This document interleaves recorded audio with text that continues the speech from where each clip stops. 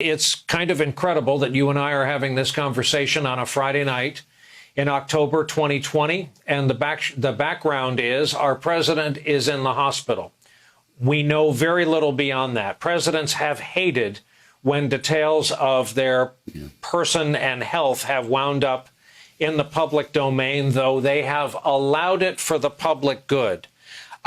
This is a unique circumstance where we're relying on a White House medical office that, it pains me to say, has not been truthful in the past.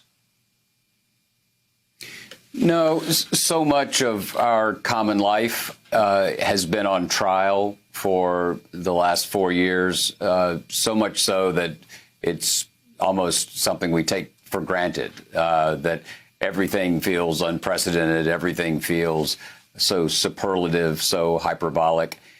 But you know what? Events are catching up with the superlatives and the hyperbole. They're now, to some extent, there's a kind of equipoise between the two. And I was thinking this afternoon about one of the best descriptions of the presidency itself, which was written by John Adams in the 1790s. He talked about how the first character, meaning the president, would be the subject of all eyes and the object of all contemplation, that it would be a vital role in the republic.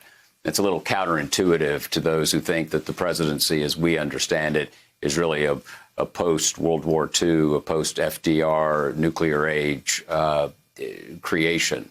It's always been vitally important, not only politically, but culturally.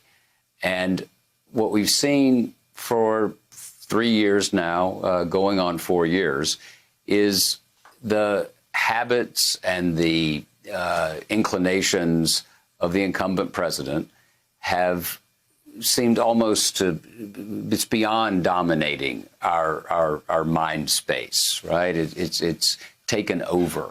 Dominate at least suggests that there's some room to escape. And where we find ourselves, I think, is in this really interesting moment of reckoning between two things that have shaped us in the last 6 to 8 months in particular. One is distrust, a distrust of experts, a distrust of the ordinary constitutional conventions of our lives. And the other is disease.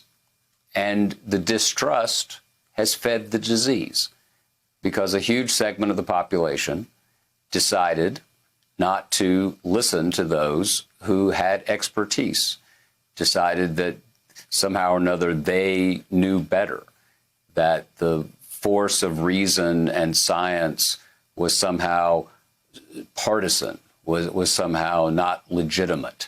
It was a bunch of elites trying to tell them what to do, and by God, they were going to show them. And we're seeing the wages of that.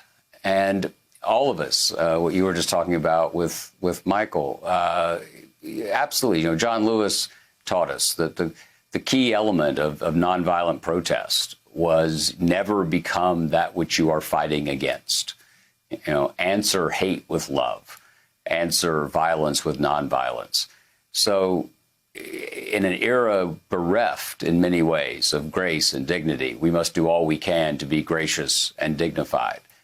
That said, it's an inescapable fact of our unfolding history that the president had repeatedly diminished the role of science and reason in combating this pandemic, and now is helping push the country to an extraordinary moment of uncertainty and unease as we face an existential election in 31 days.